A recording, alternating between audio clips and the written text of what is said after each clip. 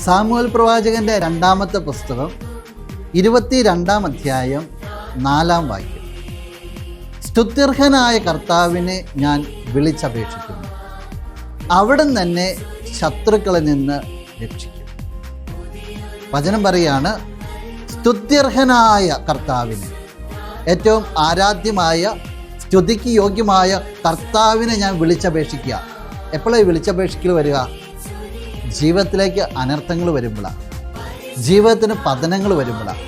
അപ്പോൾ വിളിച്ചപേക്ഷിക്കുമ്പോൾ ഉടൻ തന്നെ അതിന് ഉത്തരം ഇവിടെ രേഖപ്പെടുത്തിയേക്കാണ്. അവിടുന്ന് തന്നെ ശത്രുക്കളിൽ നിന്ന് രക്ഷിക്കും. പൂർണ്ണമായ ഒരു ബോധ്യം അവിടെ പറഞ്ഞിരിക്കുകയാണ്. നമ്മുടെ കുടുംബത്തിലും നമ്മുടെ കുടുംബാംഗങ്ങൾക്ക് എല്ലാവർക്കും ഉണ്ടാകേണ്ട ബോധ്യം ഇതാണ്. കാറ്റും കോളൊക്കെ ജീവിതത്തിലുണ്ടാകും, പക്ഷേ എൻ്റെ ദൈവം അനർത്ഥങ്ങളിൽ നിന്ന് എന്നെ രക്ഷിക്കും. ഈ ഒരു ബോധ്യം കിട്ടാൻ വേണ്ടി അച്ഛൻ നിങ്ങളുടെ കുടുംബത്തിന് വേണ്ടി ഈ നിമിഷം പ്രാർത്ഥിക്കുക.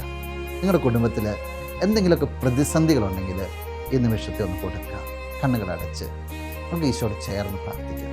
നല്ലവനായ കർത്താവേ, ഈ കുടുംബത്തെയും കുടുംബാംഗങ്ങളെയും പ്രത്യേകമായിട്ട് സമർപ്പിക്കുകയാണ്. ഇവർക്ക് എന്തെങ്കിലും സങ്കടങ്ങളുണ്ടെങ്കിൽ, എന്തെങ്കിലും അനർത്ഥങ്ങൾ ഇവരുടെ കുടുംബത്തിൽ നിലനിൽക്കുന്നുണ്ടെങ്കിൽ ഈശോ നിൻ്റെ ശക്തി അവരിലേക്ക് കടന്നു വരട്ടെ എന്ന് പ്രാർത്ഥിക്കുന്നു. നീ കൂടെ ഉണ്ടെന്നുള്ള ബോധ്യം അവർ നിറയട്ടെ എന്ന് പ്രാർത്ഥിക്കുന്നു. നിൻ്റെ തിരുരക്തത്തിൻ്റെ കോട്ട അവർക്ക് ചുറ്റുമുണ്ടാകട്ടെ എന്ന് പ്രാർത്ഥിക്കുന്നു. ഈ ഒരു ബോധ്യത്തെ ഇവരിൽ നിന്ന് നഷ്ടപ്പെടുത്തുന്ന ഏതെങ്കിലും എതിർചിന്തകളുണ്ടെങ്കിൽ നിൻ്റെ നാമത്തിൽ അതെല്ലാം മാറ്റപ്പെടട്ടെ എന്ന് പ്രാർത്ഥിക്കുകയാണ്. ഈ രാത്രിയിൽ സമാധാനത്തോടു കൂടി ഉറങ്ങുവാനായിട്ട് ഇവർക്കെല്ലാവർക്കും സാധിക്കട്ടെ. നാളത്തെ പ്രഭാതത്തിൽ പുതിയ ഉന്മേഷത്തോടും പുതിയ ചൈതന്യത്തോടും കൂടി പ്രവേശിക്കുവാനായിട്ട് ഇവർക്കെല്ലാവർക്കും ഇടവരട്ടെ.